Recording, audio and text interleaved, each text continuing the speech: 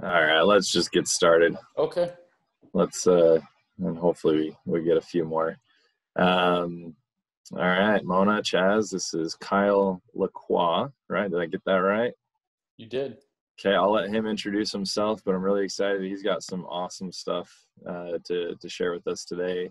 Um, I mean, you guys know how much I love the mental side of the game and the psychological side of the game, and I think we're going to learn a lot on that front today. So I'm really excited. So Kyle, I'll turn it to you now, and excited to learn. Great. Thank you so much, Tim. I appreciate it. Chaz and Mona, this is for you. Thank you so much for joining me. I have to say first and foremost, thank you to Coach Smith. He is just awesome, and I hope that all of you players are so thankful and grateful that he is your coach. He reached out on social media, made a post saying, any tennis coaches out there that would like to help my team, please let me know. And I think I responded to him twice, once via my personal social media account and one during my business account. And he did reply. So I'm so excited to share what I have today for all of you. I think it's going to be extremely beneficial. And afterwards, you can definitely thank Coach Tim.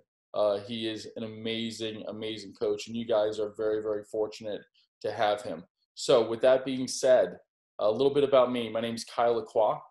I am from Boca Raton, Florida. I've been here since 2004. I am a tennis coach at a private club in the area. I also have my own company called SETS Consulting. That stands for Specialized Educational Tennis Solutions, as you can see from my logo in the background there. All about marketing and branding, right?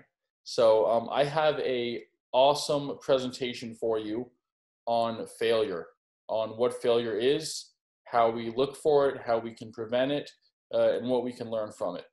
So I'm going to share my screen, and if you guys want to, I have a chat box on the bottom of your screen. If you have any questions at all, please feel free to use that chat box, and I will try to get to them and answer any questions that you guys may have. Okay? So let's begin. I'm going to share my screen right here, and all of you should see a guy lying down on a court. It says the loser's edge up top. So right there. So I titled this the loser's edge because when we do fail, it's still a part of the process. It's part of the success, and we do learn from our losses just as much as we learn from our victories. So let's get started. So I want to have four main objectives today with this webinar. First and foremost, we need to learn what failure is and why it's important, why we need to address it and kind of face it head on. We need to understand the two mentalities and the reasons why we would fail. And those two mentalities I will go over in a few slides from now.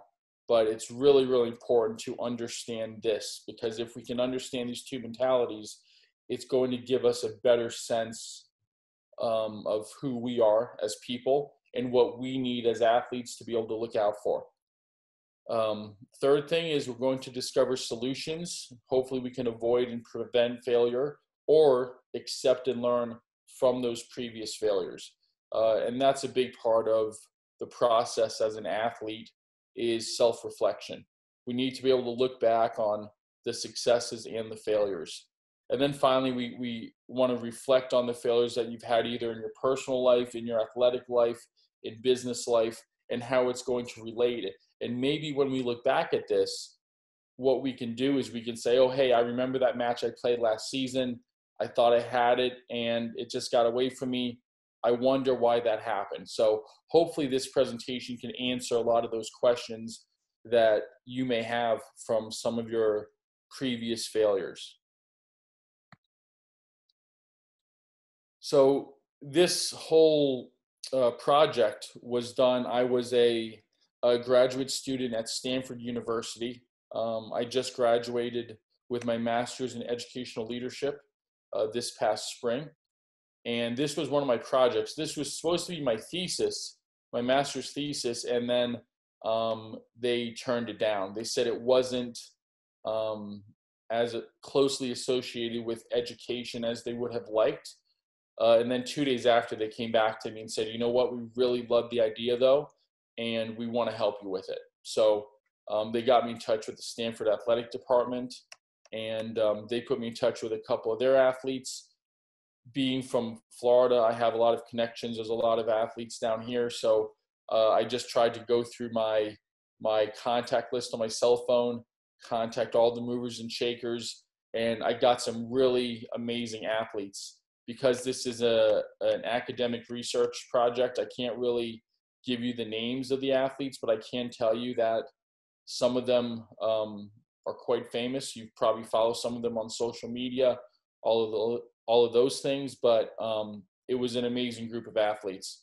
So 289 athletes were interviewed from 12 different sports. These were NCAA champions, Olympic athletes, professional athletes as well.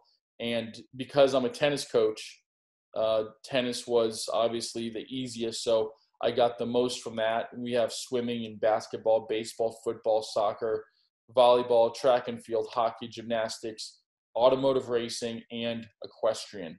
I only have one equestrian, and I have to say, the person I interviewed, it was the rider, it wasn't the horse. And it's I did this presentation before, and somebody actually asked me that. They asked me, who did you interview? And of course I had to say the rider. For some reason, they thought it was the horse. Don't ask me why or how, but it is what it is. I tried to make it as balanced as possible with 145 men and 144 women. I think I did a pretty good job of that. 22 individual gold medals, 11 team medals, 38 Grand Slam titles in singles. I have a few in doubles as well, but I didn't put that in there. 7 world record holders, 6 NBA titles, 4 Stanley Cups, 3 Super Bowl champions. So when you're talking about a good sample size, not only do I have the sample size, but I also have the quality as well. And I think that's pretty special. So we have to look at failure, right? What is failure? What is it about failure that we don't like? Failure, by definition, is an omission of occurrence or performance. And, we've all failed. Even the most successful athletes in the world have failed. And that's something that we need to accept, we need to embrace, and we need to understand, how can I learn from this? It happens to everyone, obviously, and there's 2 different mentalities, which I mentioned before, and that's coming up very soon. But it doesn't matter how strong of a person you are, how good you are going to fail. It is inevitable. It's pretty much a guarantee. But again, it's how we react and how we recover from that failure. So why does it bother us? Because it creates this vulnerability in us, right? We don't want people to see that we're vulnerable. And vulnerability is a very funny thing. It's the first thing we look for in other people, but it's the last thing we look for in ourselves, or we want to show in ourselves. So because of that, there's going to be a little bit of sensitivity to this, right? As athletes, we want people to think that we're somehow invincible, that we're unbeatable, and that's just not the case. And sometimes it is embarrassing, but it creates a vulnerability, and the more vulnerable we are, the better that we will become. So, reasons why athletes fail. So I asked them 4 basic questions. And obviously, dealing with athletes, they have egos.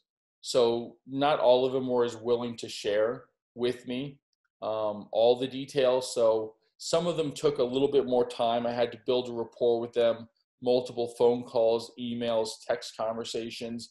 And for the most part, each and every athlete, 289 of them, I was able to somehow break them down, and they were able to open up to me. So the first question was, share with me the biggest athletic failure in your career. So again, some of them were a little bit more forthcoming. Others I had to work a little bit more. But that was just kind of the icebreaker. The second one was I wanted to have them explain to me what led up to or caused that failure. So in other words, the preparation. What led up to that failure? Was it something the night before? Was it something in your mind? Was it something involving teammates? Just explain to me, and then we can kind of get to the next step. Finally, I wanted to give them the power, and I wanted to have them teach me. Oftentimes, the best way to learn something is to actually teach it yourself. So what I had them do is I said, okay, take me through the steps. What did you do? Explain how you got to that point. So, and a lot of them opened up through that. So for those of you, it's a good lesson. If you're struggling, trying to break through with a student, actually have them teach you. And it's a great way for them to learn as well. And then my final question is, based on your past failure, what event in the future would you deem as a failure? Now, this one's interesting because it kind of talks about self-reflection, right? Based on how they failed the first time or their biggest athletic failure, did they learn anything from it? Did they change? And what would their definition of failure be now? And it's funny, and I'm going to hold you guys to this. Only 10 athletes of 289 answered differently from the other 279. So at the end of my presentation, I would like someone to bring that up just to remind me, and I will tell you who those 10 athletes were, or at least what sport they participated in. And I will say that they are all in the same sport, which is very interesting too. So there's two types of mindsets or mentalities. If any of you are familiar with Dr. Carol Dweck, she's the one that came up with the growth mindset and the fixed mindset. This is nothing like that. But I always reference that because a lot of people immediately go towards that when I bring up these two mentalities. And the reason why is because as athletes, we're much more visual, and it's hard to get an athlete to see what fixed looks like and what growth looks like. So I put it in these sort of metaphors. It's a little bit easier to digest, but also with a fixed mindset and a growth mindset, there seems to be a bias towards, everyone wants to be in a growth mindset. But in this sense, there's actually two mindsets that are pros and cons. So there's no right way, there's no wrong way. You just have to understand which one you are. And by understanding that, you're going to actually have a better sense of how you might fail in the future and kind of things to look out for. So the first mindset is a highway.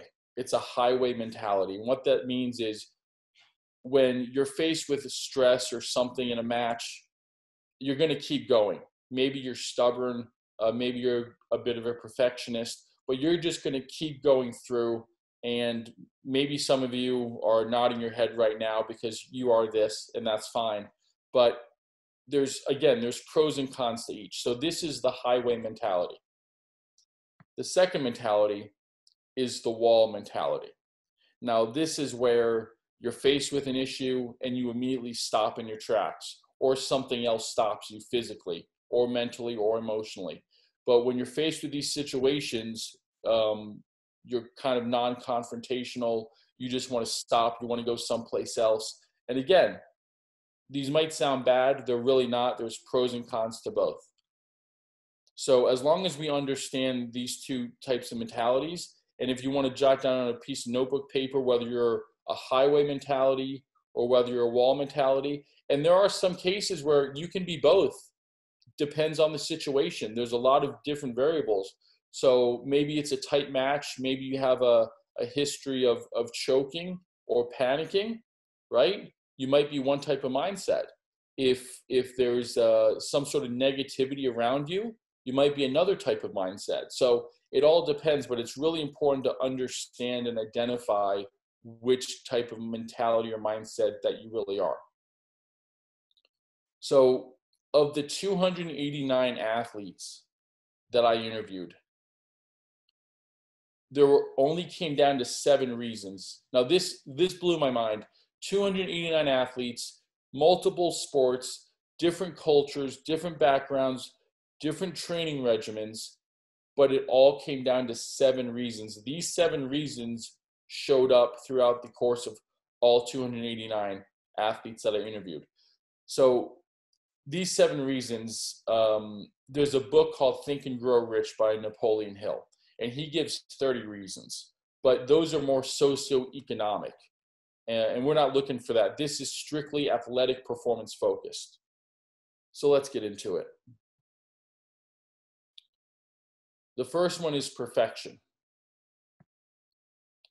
So of the 289 athletes, 54 of them said that perfection was the reason for their biggest athletic failure. Why? Well, we've all heard the term practice makes perfect. In fact, we've probably heard that way too much. And in reality, it actually doesn't. When you're a perfectionist, what you're really doing is you're chasing the unattainable. You're outcome focused. You only care about winning, and you're not really focused on the process. And what happens with the unattainables, let's say, you set a goal. You want to win 20 matches in one season. Well, that's great, but what happens when you get to those 20 matches? Are you really going to be happy? No, you're going to want 21. Sometimes your greatest strength is also your greatest weakness. So what ends up happening is you say, oh, I got 20, which is great, but I really want to get to 21. And then let's say the next season you get to 21. Well, you're still not happy, and you never will be happy because you think you can keep doing more and more and more. So you become very outcome focused.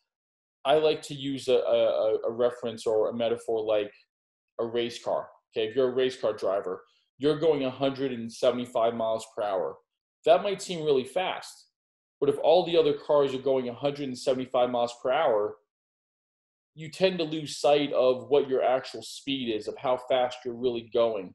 And so, perfection is really, it's all relative. You're not going to be able to actually see how fast you're going or how much you're improving when you're a perfectionist, because nothing you do ever seems to be good enough. So no matter how fast you're going, it's all relative to everything else around you. So you have to watch out for that. Also, if you're a perfectionist and you're searching for that or you're chasing that, there's going to be a tendency to have some obsessive compulsive disorders or routines. So, if you have a specific routine before a match, and if there's something that goes off during that routine, if something's not quite right, if this whole world isn't perfect, then you're going to have an issue and you're going to have a meltdown. One of the football players that I interviewed for this told me that he had a very specific routine before each game. He would go out on the field, he'd do some stretching, but it was very specific. And he says he was playing this game, it was in the playoffs. And he comes out for his routine and he noticed that there was a blade of grass that he saw in the end zone that seemed a little bit higher than all the rest. And all he could do during his entire warm-up routine was focus on this blade of grass. And he even went to one of the landscapers that was on the field at the time and told him about it and went off on him. And he could not get past that there was one blade of grass that seemed like it was out of place. Now, that might seem completely ridiculous to a lot of us, but for someone that is obsessive compulsive or that is a perfectionist, they are going to dwell on that constantly, and it's going to waste energy, and it's going to take their mind off of the performance, and it's going to take their mind off of the execution. And he ended up having a terrible game. He ended up losing that game, and he looks back and says, I was trying my whole career to be so perfect, and as good as I was, a blade of grass ruined it all. So watch out for that blade of grass. It's not that big of a deal. Make sure that you're not chasing perfection. 48 out of the 54 athletes said that it was a quality of life risk. And that's pretty crazy. So quality of life risk means looking back at your career, there was a bitterness, there was an anger, there was some sort of withdrawal from family or friends. There's definitely going to be some burnout with perfection. And because of that, it's easy to kind of be a martyr. Again, have some sort of anger or bitterness towards friends, family, and you might even quit the sport because you realize, as good as you might have been, it was never good enough for you. Didn't matter what everyone else thought. So the key here for all of you perfectionists is we want to strive.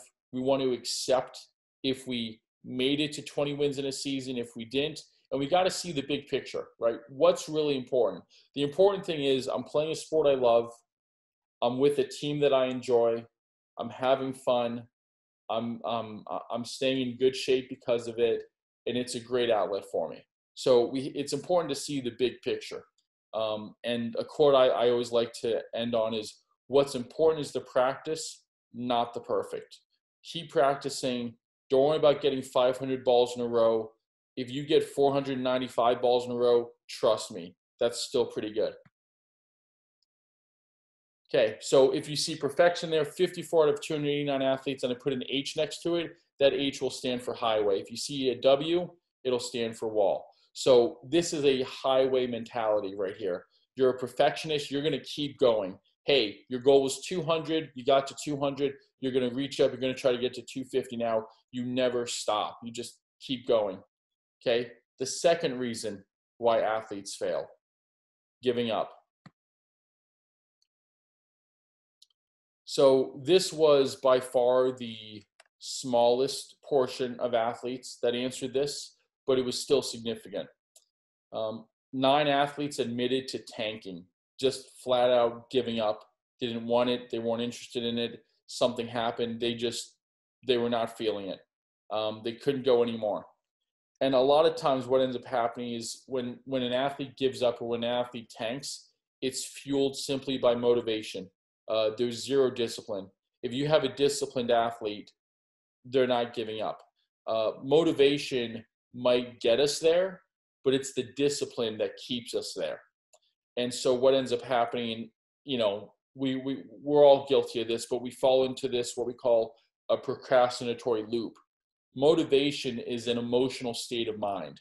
So if you're not in that exact frame of mind at that time, then it's very easy to push it off and say, you know what, I'm going to do this later. If you have a science project or an English paper due and you're saying, yeah, I should do it now, but I just don't feel like it. I can do it tomorrow, or I can do it later on in the afternoon. What ends up happening? You keep pushing it back. You keep procrastinating. This is part of motivation. This is the dangerous part of motivation. Instead, if you're disciplined, you're going to do it. And you're going to do it right away because you understand it. And when you start taking ownership and accountability of your tennis playing skills or your tennis career, it's going to make a lot more sense. But simply put, whether you want to do it or not, you're going to do it regardless, right? In my job, one of my least favorite things to do, and I'm pretty good at it, is stringing rackets. I can string a racket in, 12 to 15 minutes. I've strung tens of thousands of rackets in my life. But the one thing that I do not like, my biggest pet peeve, is stringing rackets. But with that being said, when a racket comes into my pro shop, I do it right away. Because I know if I don't do it right away, it's going to sit there and it's going to linger. So I just get it over with. I get it done. And it's just discipline. But one thing that I like to bring up is a safety net. There's an emotional safety net. And players that give up, they use this emotional safety net. A perfect example of this is Nick Kyrgios, right? Nick Kyrgios he's very polarizing. Some people love him. Some people dislike him. Doesn't really matter how you feel about him, but he has tanked in matches. And a big reason why he tanks is because he uses this emotional safety net. What I mean by that is you have a certain set of standards and principles that you go by. However, if you let those principles and standards fall by the wayside, it's a lot easier to say, hey, this player beat me because I gave up. There's nothing worse than playing a tough match, giving it your best, feeling like you're playing well, and you still lose. It's absolutely gut-wrenching. But if you don't play your best and you don't try, it's very easy to say, hey, this guy beat me today, but he only beat me not because I gave my best and I still came up short, but he beat me because I simply didn't try. I tanked, I gave up. So there's a little bit of insecurity there as well. And that takes maturity to do that. But again, it's a way to save our ego. The reason I lost isn't because somebody beat me. It's because I just didn't try. So it's important to understand that emotional safety net. There's something called the 40% rule. And this is a Navy SEAL trick that I learned about. And what it is no matter how tired you are, no matter how stressed you are, no matter how many bad things are going on in your life and you're exhausted, you still have 40% left, right? Or you can flip that around and you can say, I've only used 40% and I have 60% left. Just depends how you look at it. But either way, your tank is not empty. I actually have a client of mine outside of tennis. He's a business client, and he was admittedly he was a little bit overweight, more than he wanted to be, and he was trying to work out, and he was going to the gym every day, and he was trying to burn a specific number of calories. And he got to 1,200 calories. He could not break 1,200 calories. And so I'm not a trainer by any means. I don't know anything necessarily about lifting weights. I'm simply a tennis dude, right? And so, but what I told him is, listen, you've only used 40%. You've got 60% left in the tank. No matter what, you still have 60% left in the tank. And he laughed at me and said, that's ridiculous. I'm exhausted. I'm tired. All of a sudden, the next day he tries it. He gets up to 1,300 calories. He's like, wow, Kyle, that was amazing. I kept repeating to myself, 40%, 40%. I've only used 40%. So he did this for like 10 straight days, and he ended up losing close to 20 pounds just because he kept pushing himself. And each day he got a little bit better and a little bit better. So the human body is limitless, and the human mind is also limitless. So, you have to just understand that no matter what happens, you've still got a little bit left in the tank. So giving up is a wall, obviously, right? It just stops us in our tracks. The third reason why athletes fail, negativity. 68 of the 289 athletes said that negativity was their reason for their biggest athletic failure. This is really important. So self-doubt. It has been scientifically proven that doubting yourself or self-doubt is the only self-fulfilling prophecy there is. What happens when everyone's playing a match and it's a big point and they miss their first serve? What do they say? Don't double fault, don't double fault, don't double fault. And what ends up happening? You double fault, right? So it's a funny thing, but what it does is it just creates this negative mindset and this scope of terror and stress in your life that you really don't need. So get rid of the self-doubt. Instead of saying don't double fault, because your brain's not going to recognize the negatives. So when you say don't double fault, it actually hears double fault, and that's what's going to happen. So if you're going to say something to yourself between a first and second serve, you can say, make this second serve, something, but try to get out of the self-doubt and the self-talk. Okay. Visualization strategies. Every single athlete that I interviewed for this said that they have used visualization strategies. This is crucial. Okay. Try, if you can, before a match, to visualize yourself playing great tennis. What does a good forehand feel like? What does a crisp volley feel like? What does a great backhand feel like? What's it like to poach in doubles? Try to think of yourself playing your best tennis possible. And if you can play your best tennis, or at least visualize your best tennis, then at least you have a framework to move forward and you can actually fit into that framework. But the moment you start thinking negatively, it's going to affect you. So, like I mentioned earlier, all the athletes said that they do use visualization strategies. However, the athletes that said negativity was their biggest athletic failure, the vast majority of them said that they forgot or there was an issue with their visualization before the match or before the performance. So something happened. Either they had some self-doubt, or they had some bad stuff going on in their lives, or they just did not visualize performing their best. So what happens? You start performing poorly.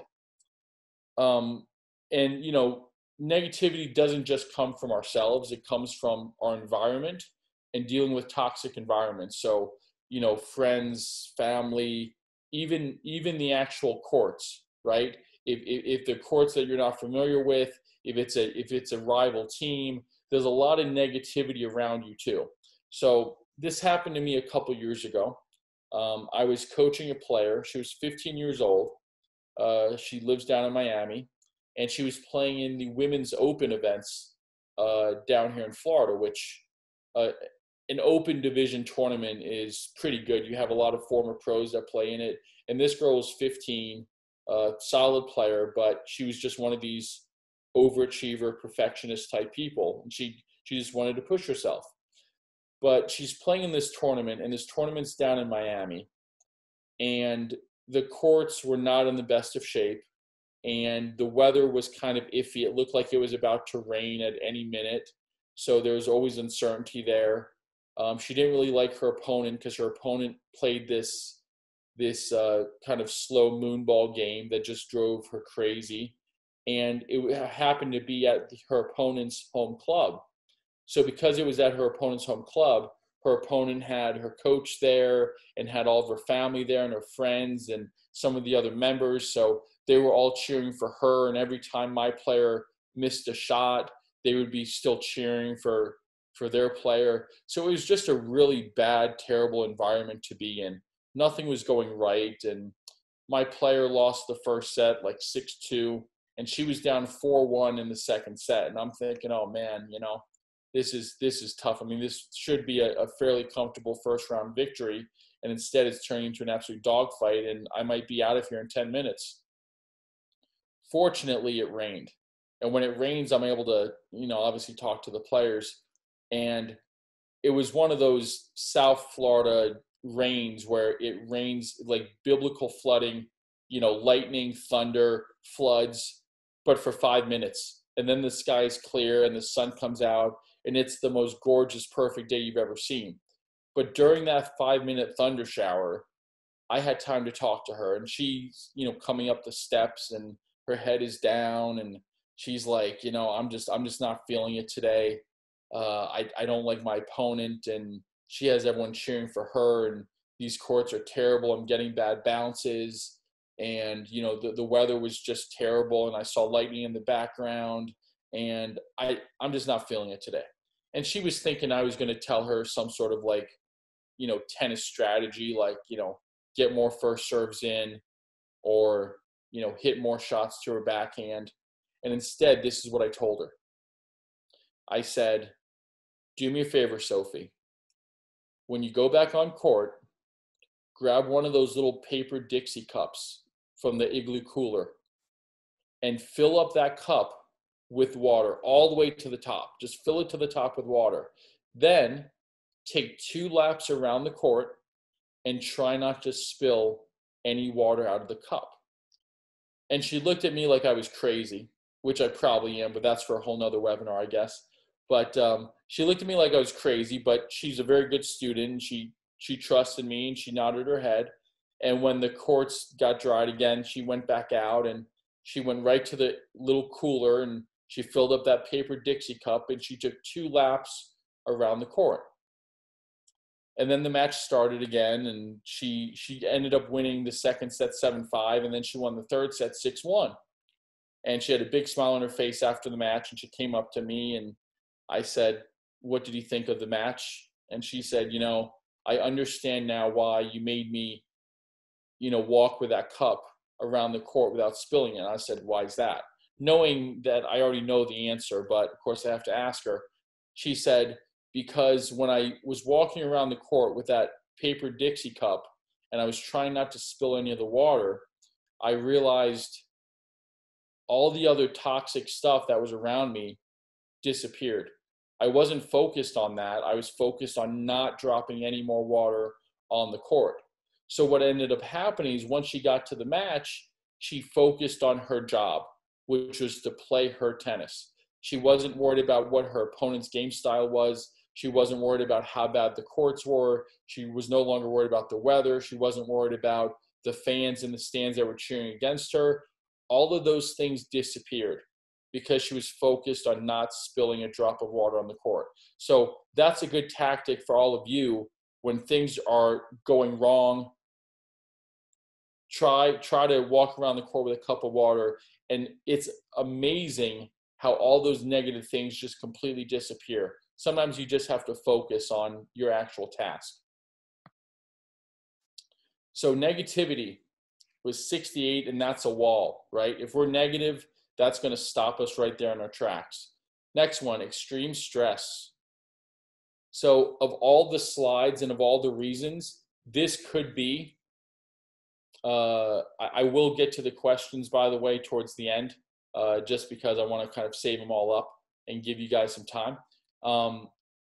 So this could be the one athletic failure that I could spend the most time on. This would require its own webinar. So the picture that you see there is a tennis player by the name of Yana Novotná.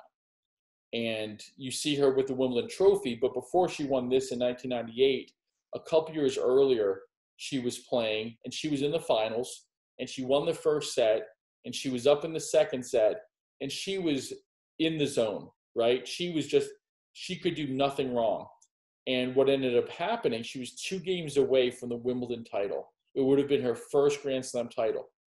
And what ended up happening is she started to choke. She started to think a little bit too much about what she was doing. So choking, very completely different ideas, okay? Choking is what happens to elite high-level athletes. Really good athletes or really good players. What happens is they start thinking too much and it becomes a loss of instinct.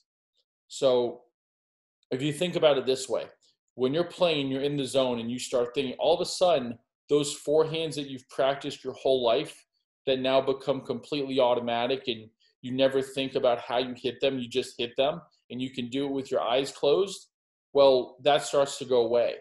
What happens is you start thinking about how to hit that forehand. You start thinking about how to hit that serve or that overhead. And when you start thinking too much, you kind of lose that unconscious competence where you just say, hey, well, what's going on here? I thought I could hit my forehand. And then you start thinking, okay, well, is my grip right? Is my elbow high enough? Do I have the shoulder turn? Do I have all the, and then you start overanalyzing it. That's what choking is. Panicking, on the other hand, is actually the complete opposite. Panicking happens when someone of a somewhat amateur or lower skill level, something happens to them, and what ends up becoming of it is that you go back to your natural instinct. Okay, so a great example of this is if you're a scuba diver or if you're an amateur pilot, right? If you're an amateur pilot and something happens with the plane, the first thing they tell you to check is the instrument panel. But for an amateur pilot, because they're panicking, they're freaking out, and they're not skilled enough to know, or they don't have the experience, they're going to start looking on the horizon. They're going to start looking at wings. They're going to start to look at everything possible other than the instrument panel. Okay? Scuba diving, the same thing, right? If you've ever been scuba diving, you have, your oxygen tank and your regulator, and then you have, your backup. Well, if something happens to the first one, scuba divers instantly panic, or at least the amateurs do. They start to panic and they start to go back to their natural instincts.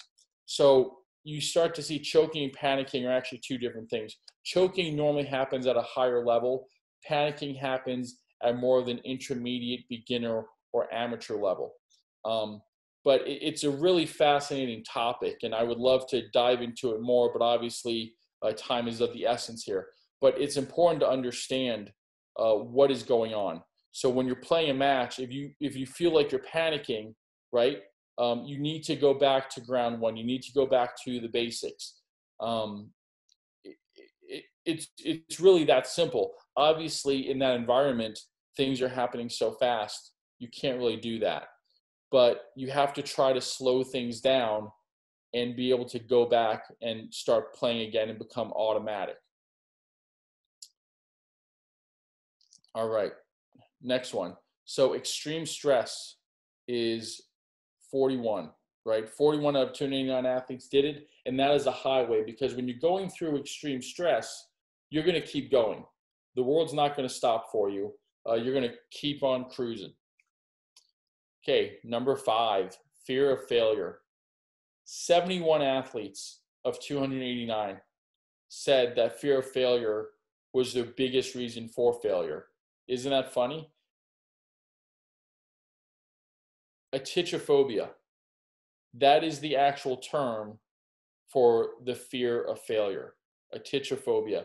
I did not know that before I started this research project. And clearly, it's pretty prevalent, because scientists and doctors had to actually come up with a word for it, right? So that just goes to show you how many people are actually afraid of failure. They actually have to give it a clinical name. So when it comes to fear of failure, we get into this habit of mind reading, right? And mind reading can be very, very dangerous. Mind reading is, what's my coach going to think about me? What are my teammates going to think about me?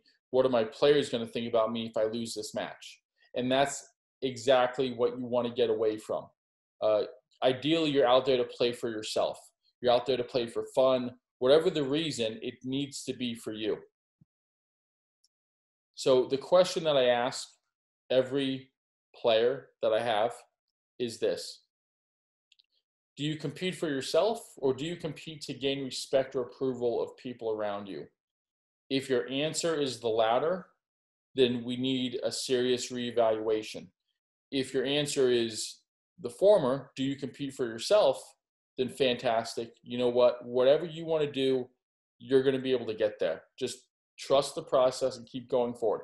But a lot of athletes, and a lot of high-level athletes, completely forget this. And all of a sudden, the more famous they get, they start competing for other things. They start competing for their brand. They start competing for the media. The media's been on their back.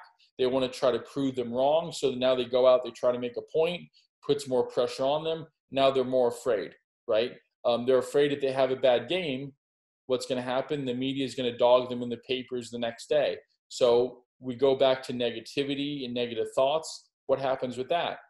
You're going to have a bad game. You've already thought about it. So the fear of failure is crucial. And again, that was the largest or highest number of athletes that answered their biggest athletic failure was the actual fear of failing itself. So very important to understand. Fear of failure is a wall, right? It's going to stop our performance in its tracks. Again, understanding the fear of failure. We have to accept that failure will happen at some point. It's just a matter of when. But if we can do the necessary precautions, if we understand who we're playing for, if we understand that it comes down to us, we can't worry about anyone else, how they're going to feel, how they're going to react.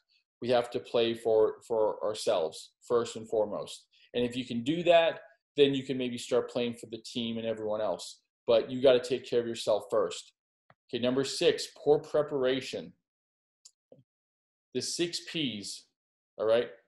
Anyone that has ever worked with me knows these 6 P's.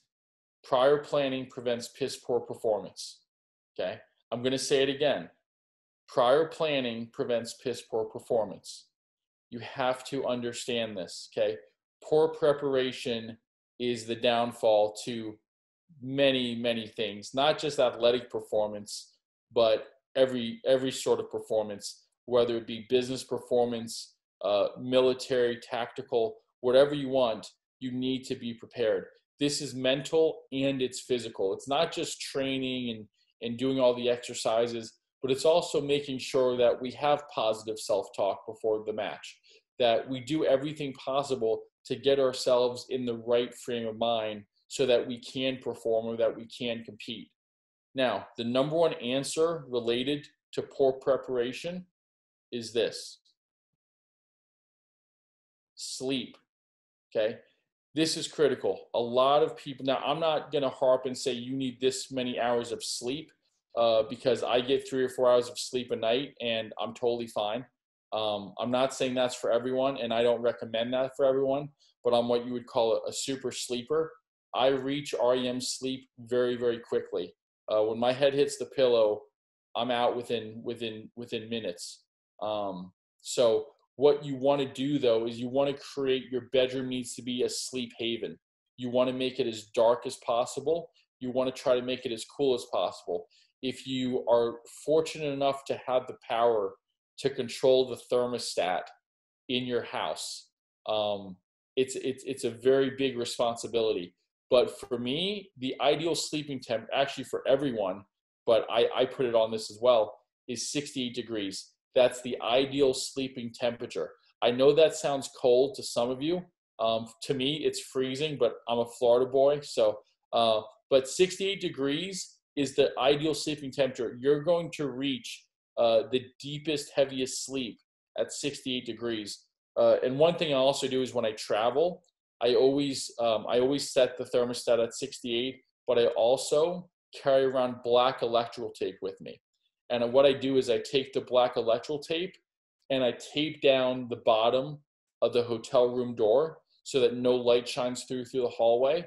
And I also tape down the curtains to the floor so no light shines in from the outside. And then I take clothes hangers from the hotel room closet and I take those hangers with the little clips on them and I clip the curtains together so no light shines through in between the curtains.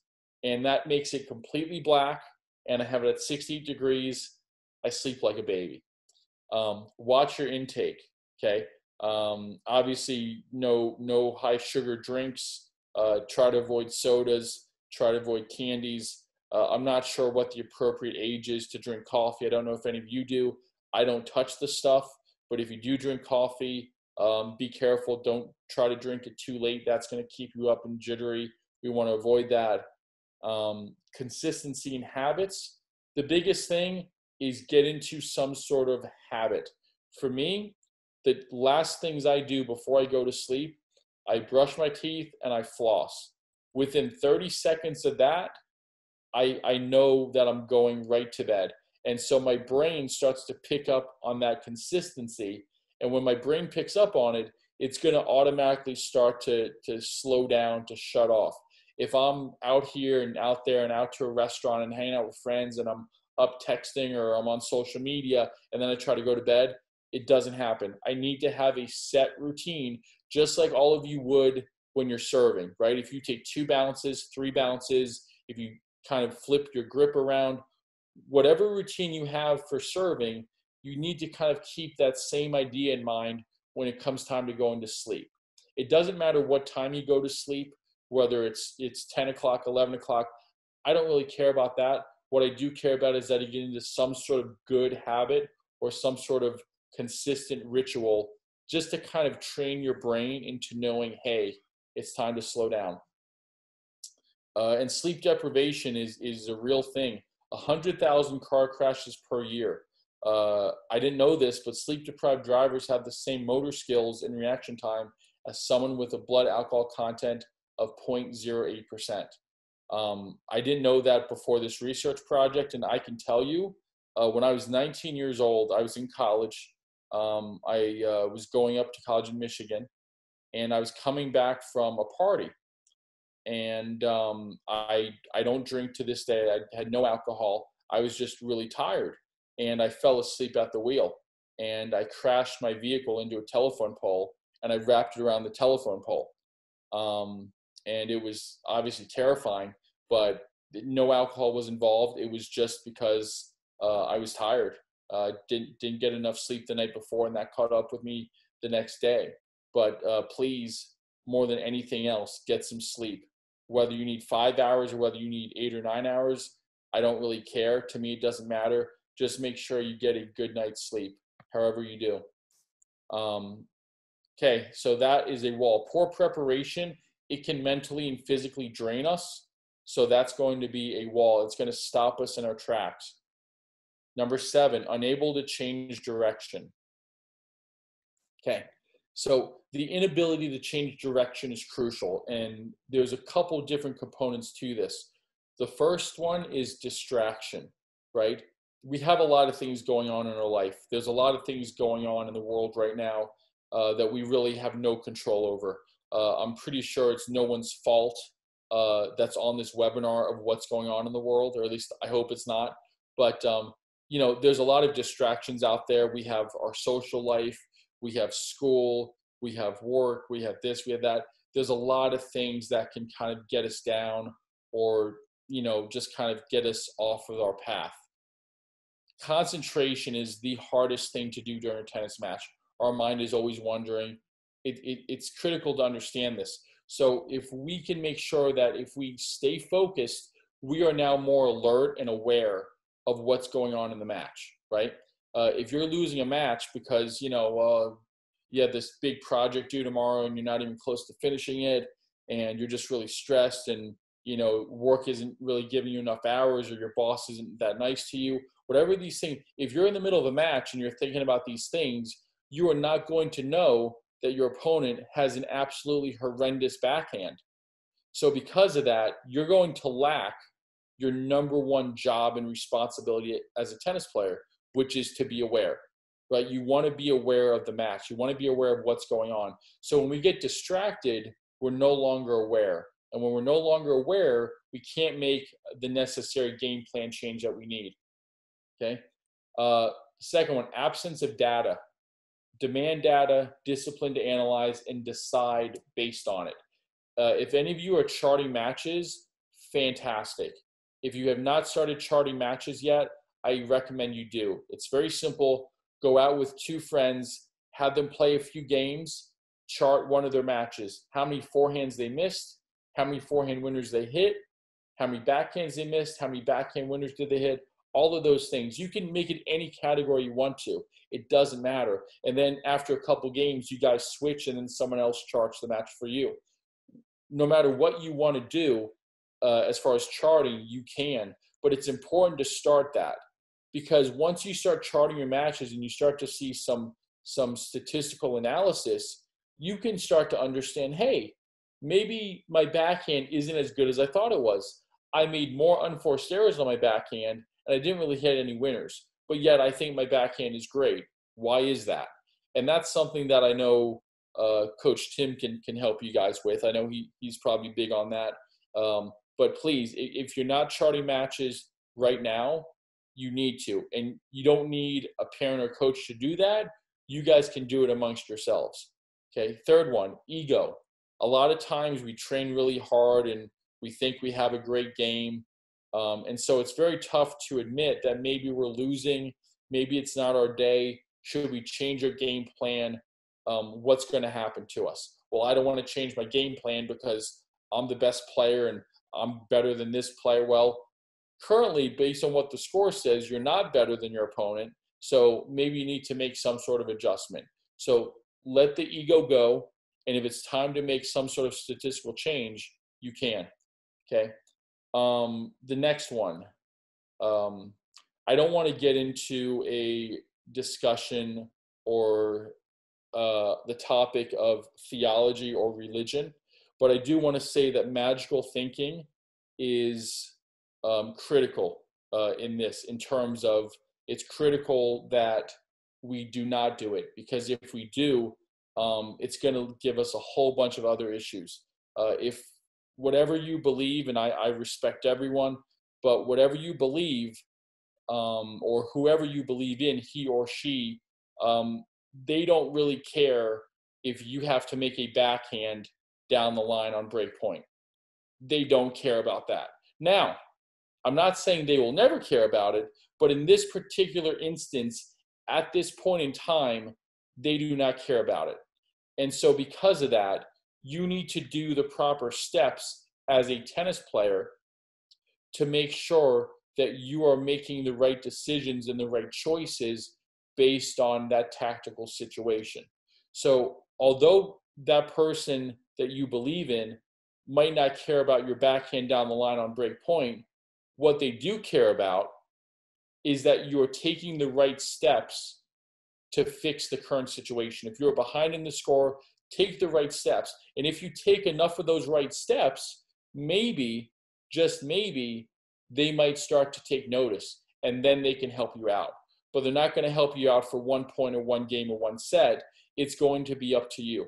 And you need to be able to step up and do that. And nobody else is going to be able to help you other than yourself for right now. Okay? Finally, lack of creativity. And lack of creativity can also mean problem solving, right? Again, you get behind in a match, you're down in a score. Today's not your day. You're not playing that well. Your leg hurts. Your goldfish passed away. Whatever it might be, okay, you need to get rid of that. And you need to understand that this lack of creativity or this problem solving is going to hurt you, okay? You need to be able to sometimes think outside the box. You need to be able to solve the puzzle. If you can solve the puzzle, you'll be good. In a tennis match, the player that adjusts last is probably going to win. They're going to counter. So it's really a game of adjustment. So whoever makes the right adjustment last is going to be able to have the momentum to win the final point.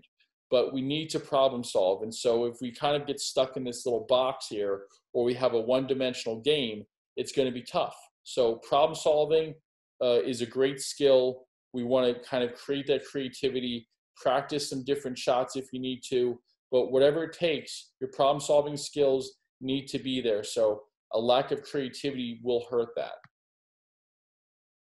Okay, so as you see here, here are the 7 reasons. Again, there's only 7 reasons why athletes fail. And if you look, like I said, there's there's pros and cons to each highways and walls.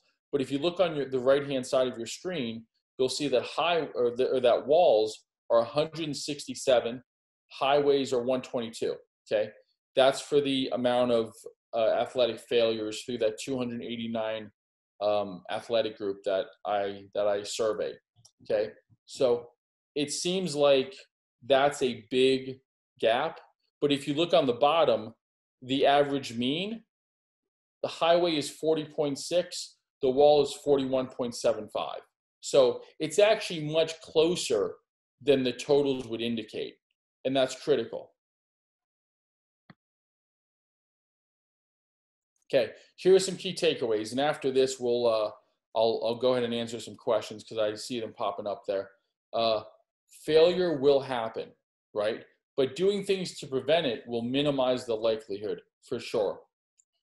Understanding failure, right? Understanding why it happens and why it happened to us is going to make us better and stronger for the next performance. Okay, embracing failure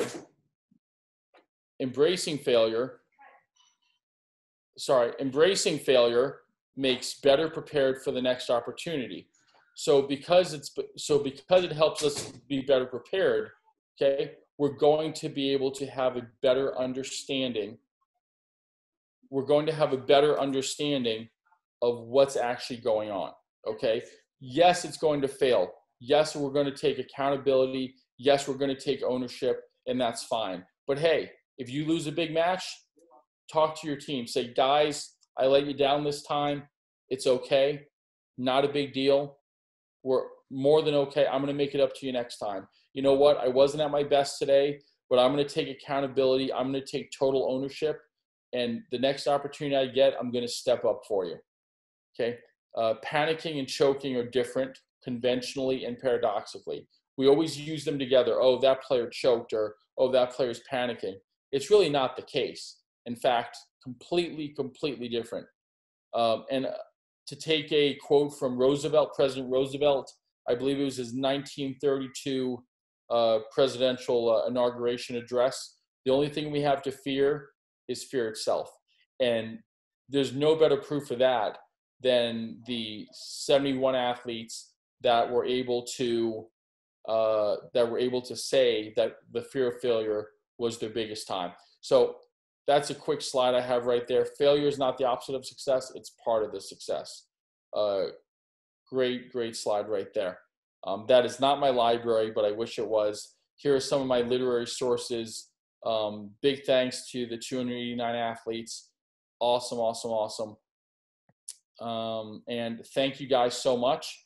And from right there, I'm going to go into a few of the chats. Tim, if you want to unmute yourself. Yeah. And I see right here from Coach Tim with the obsessive compulsive, Rafael Nadal, a great example of that. And yes, he is deliberate, and it is a focusing technique. And again, it's a ritual. He does have some obsessive compulsive tendencies, and there's nothing wrong with that. Clearly, he's a great competitor, and he's able to transfer. But yes, with the water bottles, that's a way of him being able to maintain control, right? When we're tennis players, we are in a very uncontrolled environment. And what I mean by that is, there's so many different variables. We have the wind, we have the ball bounce, we have the courts, we have our opponent. So in this chaotic world, we need to be able to find a way to have some sort of control. And by having some sort of control, it's just going to make us feel better, more comfortable about ourselves. And again, the more comfortable we feel, the better we're going to play. So as long as if I don't have control over anything else, as long as I know I have control over something, I can build from that. Okay. That next one was when you were talking about the negativity and with the double faults and thinking like, okay, don't double fault. And I was thinking, hey, yesterday I did just that. I was out playing a set with, it was Mona and Claire, and then my wife was my doubles partner because we're getting ready to play a tournament this weekend. And I missed my first serve. I was like, okay, I'm not going to double fault this one. Don't double fault this one. And I did. I dumped it straight into the net. Yep.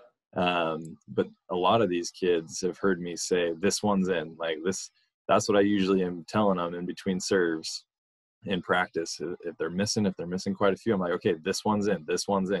Like you were saying, you got to keep it positive. You got to put the positive light on it, rather than okay, I'm afraid to miss it. Don't miss this next one. It's no, this one's in. I'm going to hit this one in. Absolutely. No, that's great. I love it. This one's in. 100% positive self-talk. That's what it's all about.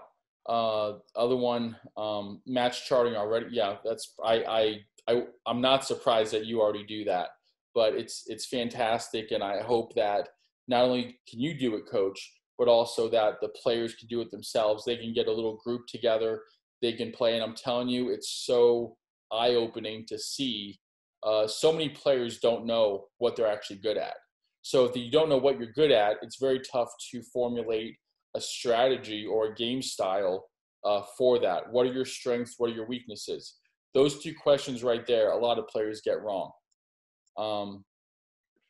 So, and yes, Mazur does not have angels on the baseline. So, and good, you are a highway mentality.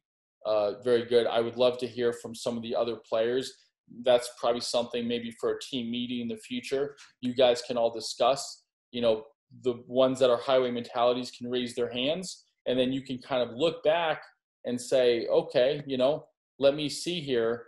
If you're a highway mentality, these are the things that you have to look out for. You have to look out for perfection. You have to look out for extreme stress. You have to look out for the inability to change direction.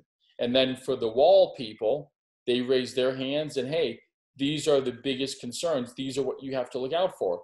Giving up, negativity, fear of failure, poor preparation.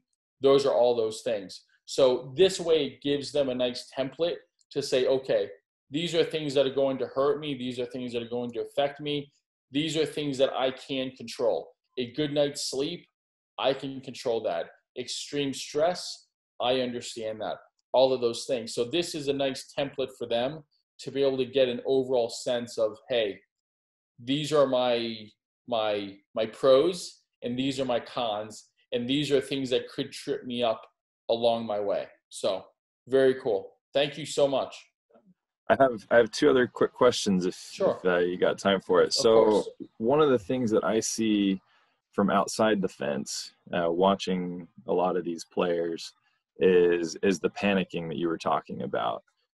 Whether it's, you know, going up against a perceived stronger opponent that the panic starts to set in, like, oh, I'm not going to be able to hold my own here, or it's I'm up 5-1 right now, and then next thing you know, the opponent's tied at 5-5 because of that, you know, whatever the panic, the choking, whatever it is on that realm. And sometime I do want to dive in deeper on the differentiation between those two, because that sounds really interesting to me. But what are some of the techniques and things that players can try in order to slow down and mentally reset when that panic starts to set in?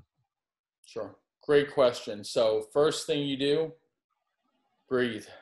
I'm telling you, it's an amazing thing, that this oxygen. But if you start to breathe and breathe deeply and breathe slowly, it's going to make such a huge difference. All of a sudden, you're going to think more clearly.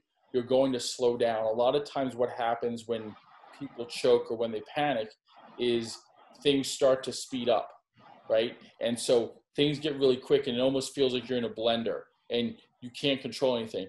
But just being able to slow things down, breathing, physically stepping off the court. And I don't mean like going outside the gate or the fence and walking, taking a 5-minute walk, but just physically going to the court next to you, or taking a little bit longer to pick up a ball. There's a great timing issue where if you're winning, you want to kind of speed things up. You want to keep the tempo going. But if you're losing, you want to try to make things as slow as possible. Because if you're losing, the longer you are out there, the longer you have, or the better chance you have of turning it around, right? Tennis is one of the few sports where you don't have a time clock, right? In order for you to win a tennis match, you have to actually win the match. You have to win the last point. And whether that last point happens in 1 hour or 11 hours and 5 minutes, like Mahmoud and Isner at Wimbledon, no matter what happens, you don't have a time clock. So it's one of those issues where if you slow things down, if you breathe, you're going to have a better chance just to get your teeth back in. I'm not saying you're going to completely turn the match around and win, but it will put you on the right track to getting back to even. The first thing you have to do is get back to even. Once you get back to even, then you can focus on the next step, which is hopefully taking the lead and closing out the match. One thing that a lot of players have, and obviously the big three have with Federer, Nadal, and Djokovic, is that they understand the advantage they have. When they step on the court, they're probably already up 3 or 4 games, because the crowd is rooting for them. They're playing on a big stadium, which maybe their opponent's not used to. So when you're playing someone that you deem as better than you, what you have to realize is you're not actually playing them. They tie their shoes the same way. They put on their pants the same way. Like they are the same person. It's just you have to first take care of yourself. Okay. Yes, my opponent has a really great serve. That's fantastic. I might not be able to control his toss, but what I can do is I can worry about my own service games. And if you hold all of your service games, worst case scenario, you're guaranteed a tiebreak. So you have to look at it in that way, as things that you can control. As soon as you can control everything that you can control, then the rest should be easy. But you just have to take it point by point, slow things down if you're behind, and then all of a sudden start to build some momentum. Love it. That control what you can control answer ought to sound familiar to most of these guys. That's one I say frequently over here. Great minds think alike. Yeah. So your answer there kind of ties into my next question a little bit as well, in my last question. Then if Chaz, Isaac, McKay, Sam, if any of you have any questions as well, Looks like a couple people had to jump off early, but when you're in the middle of a match, I was thinking of number 7 there, unable to change direction. You're in the middle of a match. How do you do that? How do you make sure that you have that ability to change direction? What should you be thinking about? What should you be looking for? And what are just some tips that you have for making that mid-match correction, course correction? Sure. So again, your number one job as a player is to be aware, understand what's happening. Why are you winning points? Why are you losing points? The amount of players that I can talk to after a match and I ask them that question and they have no idea is kind of staggering. You need to be able to be aware if you win a point a certain way, play the exact same point again. Maybe there's a trend. If I hit a serve down the tee and they can't return it, I'm hitting my next serve down the tee too. And every other time until they can't do it. I think too many people try to think almost too much and they try to be something they're not. And all you have to do is try to hit your strength to their weakness. But you don't know what your strength is if maybe you haven't charted a match and you don't know. So it all kind of leads to that. But essentially being able to change direction in a match, it has to come down to the facts, right? Doesn't matter how you're feeling, what you feel about your opponent, how your day's going. Facts don't care about feelings. You need to know the facts. So what's the score? What is your opponent good at? How does your opponent keep winning points against you? What got you into that position in the first place? If you can answer how you're winning points and you can answer how you're losing points and you can actually do something about it, then that's going to be the first step. And then the second step is, okay, now you've got some momentum. Now the third step is, okay, now your opponent realizes you figured it out and you have momentum. Then the fourth step is to capitalize on your opponent understanding this and then kicking it up another notch, being maybe a little bit more aggressive or being a little bit tougher and just keep repeating that same process. And that's really how you're going to be able to change direction and turn it around. That's great. Thank you. Yeah, thinking of that, I played a set against a guy probably a year ago. I'd never met him before, just kind of a friendly set. We showed up. And about a game and a half in, I realized he was doing everything by the book. And he was hitting his second serve to my backhand every time. And he was hitting his shots cross court every time. He was playing it safe while he was feeling me out. And once I realized that, I made my adjustment to counter that. I jumped on his second serve so I could hit a forehand. He ended up winning the set still. I think it was like 6-4 or something because he adjusted, but he started with that basic. I like how you said that a lot of players tend to think too much, and he didn't. Like, he was flawless in that way. He very step-by-step methodical, and that was fine. It worked. It beat me, and it was his game plan was very simple, but it was very, very effective. And I think sometimes we get a little too complex when we're playing tennis and realize or forget that it's a strength against weakness. That's exactly what we're going for, but it comes down to understanding what those strengths and weaknesses are. Absolutely. And I think that's an amazing example, but there's a reason why they call it high percentage, right? Yep. It's high percentage tennis, and it might seem vanilla, but if vanilla gets me a victory, I love vanilla then, I think it's Leonardo da Vinci that said it best, simplicity is the ultimate form of sophistication. So there you go, right there. That's a great quote. That's a great one. All right. Anyone else have any questions before we let Kyle go here? Yeah, I have a question. So earlier you were talking about how there were like 9 players who said something differently and they all played the same sport. And I was just wondering like what sport that was and like what they were saying differently about what they could change. Good on you, Sam. Good memory. Sam, you deserve a virtual high five. That's awesome right there.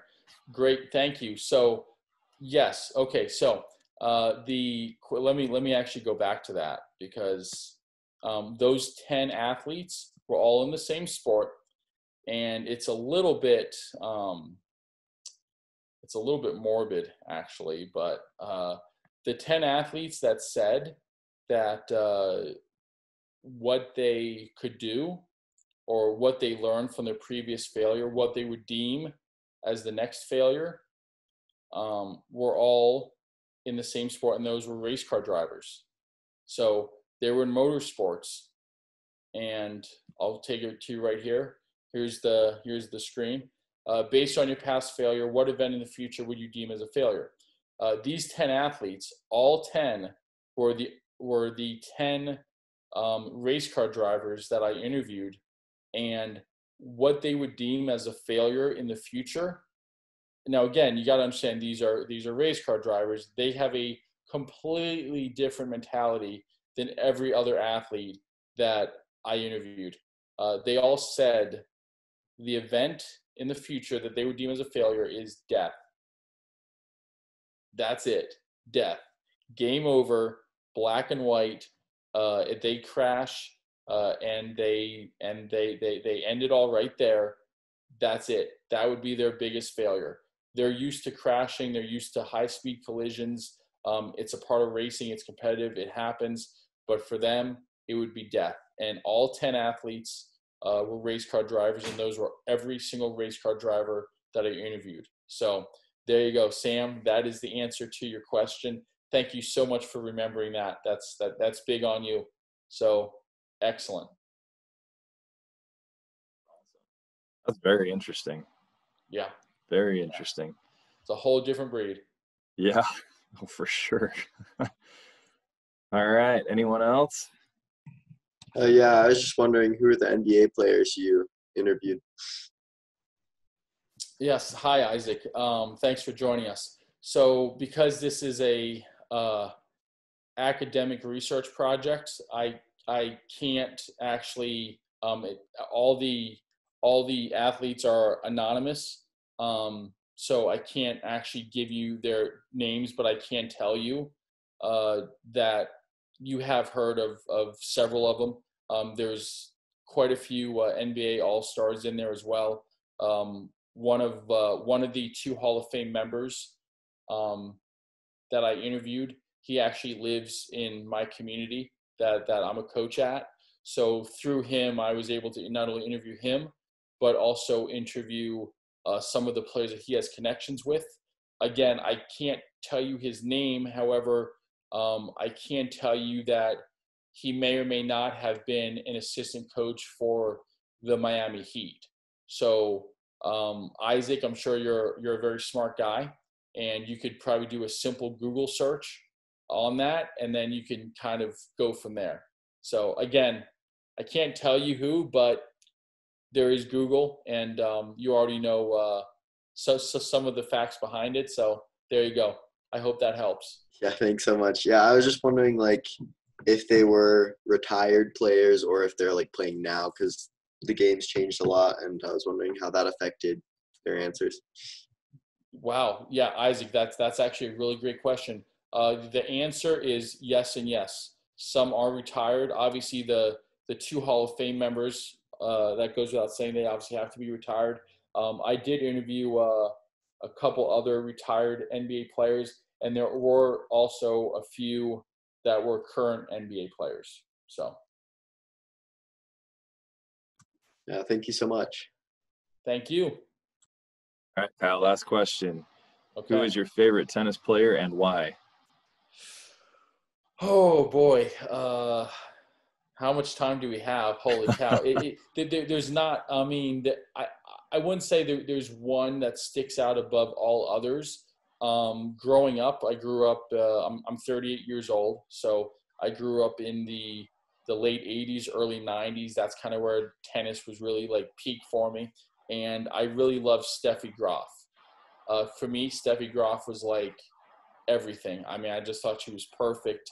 Her slice backhand, and she always ran around and hit an awesome forehand. And I don't know what it was. Maybe I was like her lucky charm, but every match I saw her play, she always won. The matches that I missed, she ended up losing. But every match that I saw that I would tune in for, she would always win it, which I thought was great.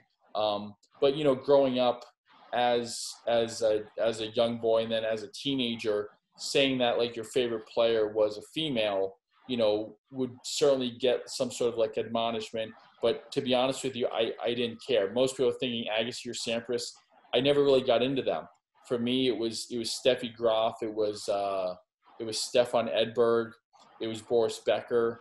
I remember watching Edberg and Becker play the Wimbledon finals, which is right behind you, going on right now. But I remember watching them, and they got me so inspired to play. A couple other players too, Richard Krajicek, Thomas Muster, Thomas Burdick, who just retired last year. But yeah, I mean, I don't really follow the Federer, Nadal, Djokovic. I think they're amazing players, but as you can tell by my research project here, I care more about the people that actually lose. I've just always found that fascinating. I found it fascinating that, you know, some of these athletes are the best athletes in the world, and yet they lose every single week. So there's just such this juxtaposition of success and failure, and I really think that's fascinating. But anyways, again, that's why I asked how much time we have, because it's a very long answer. But no, I mean, Steffi Graf, Thomas Burdick, Thomas Muster, Richard Krajicek, Edberg, Becker. I mean, those would be like on my Mount Rushmore of tennis. Awesome. Very cool. Thank you very much, Kyle. This has been phenomenal. I have learned a ton here. I really enjoyed this. It sounds like we had some engaged listeners here, and I know Mona, when she was leaving, she texted me and just said how awesome it was, and she's excited to watch the rest of it. So thank you very much. Appreciate your time. Come and spend time with our little team and doing that. Just amazing stuff. Thank you, Kyle. Tim, thank you so much for having me, and to the team, thank you guys so much. I hope everyone is safe and healthy. Thanks so much for spending this time with me. Truly enjoyed it. Good luck with your season, hopefully in the fall and next year in the spring. Hope everything is safe and okay to play out there. And Tim, again, thanks so much for reaching out. I appreciate it. If you need anything else again in the future, don't hesitate. Okay? We'll do it. Right back at you. Thanks, Kyle. Have a good day. Thank you, guys. Bye. Bye.